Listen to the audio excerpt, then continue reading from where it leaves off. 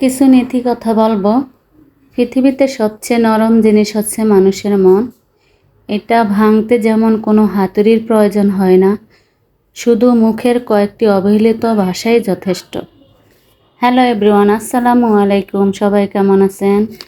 আশা রাখি কাছে এবং দূরে যে যেখানে আছেন সবাই ভালো আছেন। আলহামদুলিল্লাহ, আমরা সবাই ভালো আছি। তো ভিউয়ার্স, আমি আজকের ব্লগটি শুরু করেছি। তো সকালে গ্রাম থেকে যে কাঁঠালগুলো এনেছে, ওই কাঁঠালটা ভেঙেছে, আর কাঁঠালটা খুবই মিষ্টি ছিল, তাই আপনাদের সাথে একটু শেয়ার করলাম হরমোনের মুক্ত কাঁঠাল। তো ভিউয়ার্স, আমি আজকে দুপুরের জন্য টমেটো দিয়ে আর দেশ থেকে যে মাছগুলো এনেছে, ওখান থেকে অর্ধেকগুলো মাছ আমি লাউ পাতা দিয়ে রান্না করেছি, আর এই বাকি মাছগুলো ছিল। তো এগুলা আমি এখন টমেটো দিয়ে রান্না করব, সেই জন্য টমেটো কেটে, ধনেপাতা, কাঁচামরিচ, পেঁয়াজ কেটে নিয়েছি, আর করব দুপুরের জন্য ভেন্ডি ভাজি। তো এই তো কাটাকুটি শেষ, এখন রান্নার পালা, তাই রান্না করতে চলে আসলাম। তা আমি মাছগুলোতে হলুদ, মরিচ, লবণ দিয়ে ভালো করে হাত দিয়ে মেখে নিব। হাত দিয়ে মাখলে বেশি সুন্দর হয়, মানে মাছটার সাথে একদম হলুদ মরিচ ভালো করে লাগে। আর এই তো এখন আমি ফ্রাই প্যানটা বসিয়ে দিয়েছি মাছগুলো ভাজার জন্য। তো এই মাছগুলো একটু সাবধানে ভাজতে হয়, একটু ফুটে গায়ে ছিটকে আসে, তেল ফুটে আসে। তা আমি একটু চুলার আঁচটা কমিয়ে ভাজতেছি, বেশি আঁচ হলে না হলে তেল ছিটবে। তা আমি সবগুলো মাছ ভেজে নিব। আর এই যে দেশি মাছ দিয়ে টমেটো দিয়ে একটু ঝোল রান্না করব। টমেটোর ঝোলটা খেতে একটু বেশি মজা লাগে, সেজন্য ঝোল ঝোল করে একটু রান্না করবো। বেশি একটা ঝোল রাখবো না, কিছু পরিমাণ ঝোল রাখবো।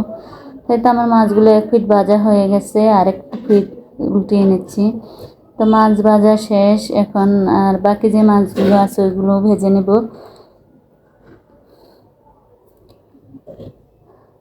তো বাকি মাছগুলো আমি ভেজে নিয়েছি। এখন আমি যে কড়াইতে কিছু পরিমাণ পেঁয়াজ কুচি দিয়েছি, আর পরিমাণ মতো তেল দিয়েছি।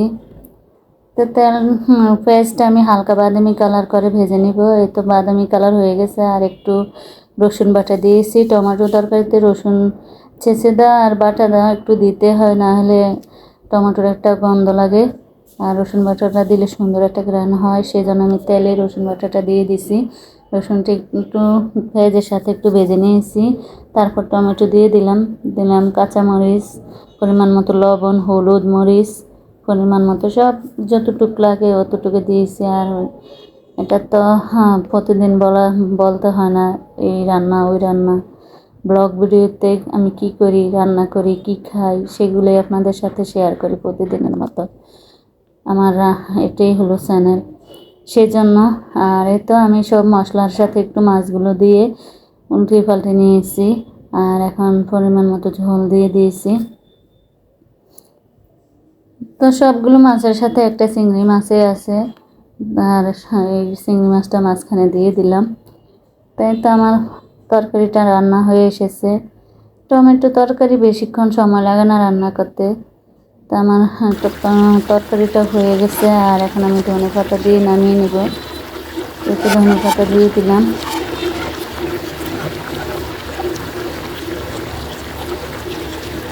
আর রান্না করব আমি যে ভেন্ডি ভাজি করব। ভেন্ডিটাকে ধুয়ে কুচিয়ে নিয়েছি। এই যে এখন ভেন্ডি ভাজির জন্য আমি পেঁয়াজ কুচি বসিয়ে দিলাম। পেঁয়াজটা বাদামি কালার হলে, আমি আজকে ভেন্ডি ভাজিটা ডিম দিয়ে করব। ডিম দিয়ে ভেন্ডি ভাজি করলে আমার কাছে বেশি ভালো লাগে, সেজন্য আমি 2টা ডিম দিয়ে দিব।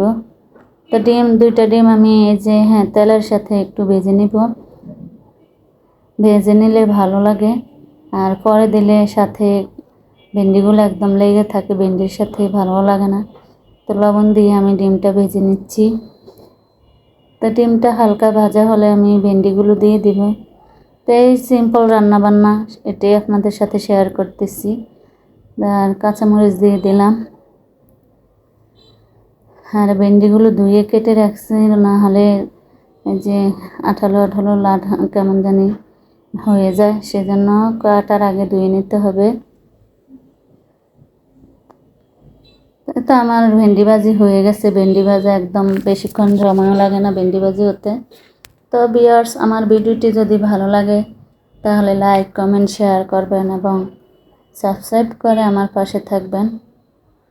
পরবর্তী ভিডিও দেখার আমন্ত্রণ রইল। আর আপনাদের একটি লাইক কমেন্ট শেয়ারে সাবস্ক্রাইবে আমার ভিডিও করার উৎস বাড়িয়ে দেয়। তো সবাই ভালো থাকবেন, সুস্থ থাকবেন। আল্লাহ হাফেজ। তো আমার রান্নাবান্না শেষ পুরা, আর আমি ভাতটা বসিয়ে রেখেছি।